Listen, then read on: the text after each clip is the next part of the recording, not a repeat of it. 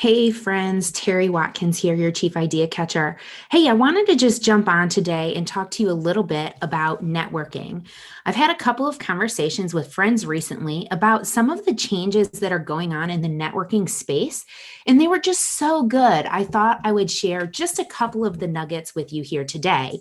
Now, for those of you who are watching this, you might have caught the clubhouse that I did on Monday with Brenda Kalaska, a business coach out of Canada, where we took a deep dive and we talked about 17 or 18 different things that are tips to help you be more effective with your networking in today's market space.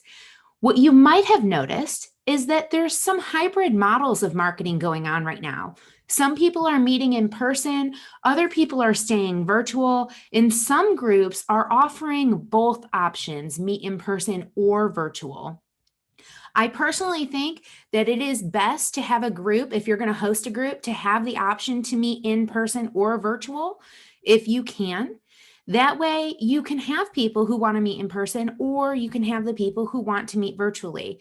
Everybody's comfort level is different. And with this new strand going around right now, I know that everybody is still questioning, is it safe to get together in person? And if so, how much, how close, how many people? So you want to keep that in mind, because if you're only looking at in-person events, you might be discriminating against people who aren't meeting in person yet, and therefore missing out on a potential opportunity or strategic partnership. And you certainly don't want to cut your nose off before your face. So keep that in mind when you're looking at your networking events. You might want to find ones that are doing a hybrid model that will allow you to meet people both locally and people who are still networking virtually. So that's the first tip.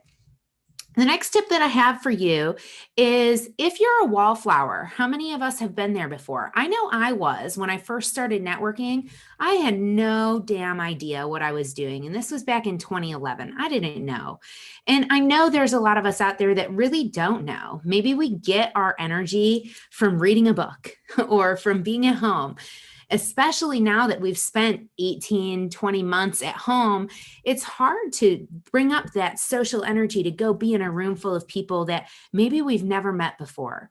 So here are a couple of quick tips for you if you are going to venture out into a networking in-person situation. Here's a couple of things that you might want to do.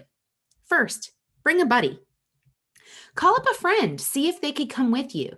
It's always helpful to have somebody that you know, like, and trust right there by your side, kind of like a wing person, to help you start getting out there and meeting people in the space.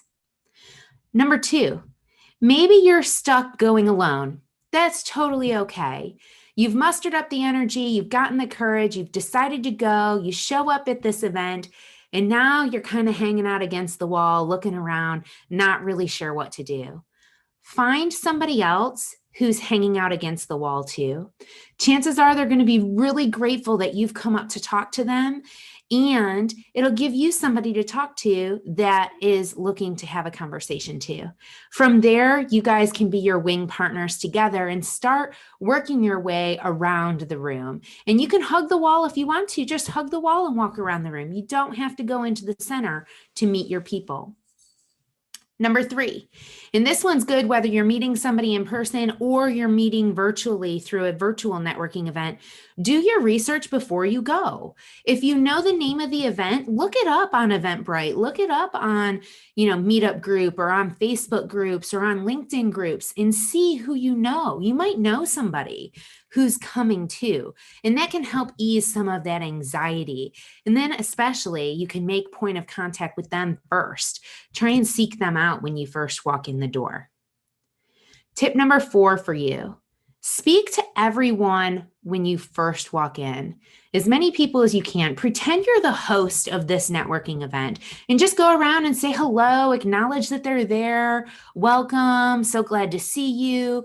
Be very friendly, be very casual, and be quick. Just say hello to everybody.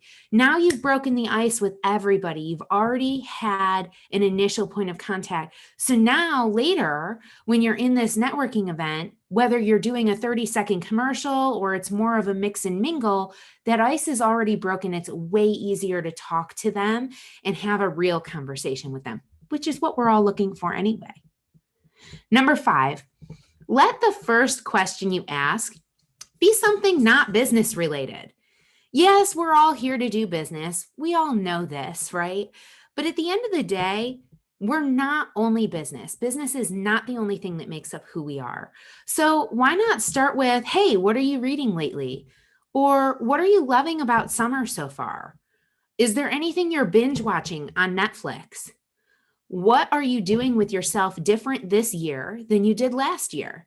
These are all great questions to break the ice, open the door, and start a conversation where you can determine pretty quickly, is this person somebody who you think you could get along with really well because you have similar interests? Or is this somebody who's totally not at all your type of person? That's going to let you know pretty quickly, because if they're not your type of person, no harm, no foul. They're not your type of person, and then you just try and find somebody else who is. But if they are your person, awesome. You've made a friend really quickly. Number 6, and this is the last one that I have for you today, only go to places that you feel most comfortable and slowly expand from there. So if you have a networking group that's been your home, it's your core networking group, it's your safe zone, awesome. Maintain that safe zone, always go to that safe zone, and try to add in one other group on a regular basis or a semi-regular basis to expand your safety zone. And just do that a little bit at a time. The more you do that, the more comfortable you're going to get going to these different types of networking events, and the easier it's going to become. And of course, practice, practice, practice. If you're not sure what to say or how to say it, just practice. Do it with yourself in the mirror in your bathroom. That's going to help you build that confidence. Record yourself and watch your recording afterwards. All of these little tricks to help you build the confidence you need in the value you bring to the table, so that when you're meeting somebody for the first time or for the 30th time, it can feel the same as if you've known them forever. I'm Terri Watkins. These are just some quick networking tips to help you get through this hybrid time that we find ourselves in here in 2021 with the in-person and the virtual networking spaces. And if you have a networking tip that's really worked out well for you, I encourage you to go ahead and drop it in the comments below. Would love to hear your thoughts and feedback on maximizing your networking time. Hey, that's what I have for you today. I so appreciate you tuning in, and be on the lookout, because I plan to do short videos like this a lot more often coming up soon. Little tips and conversations that I have with my friends that could help you continue to grow your business and your confidence in the work that you're doing with your marketing. Thanks for tuning in.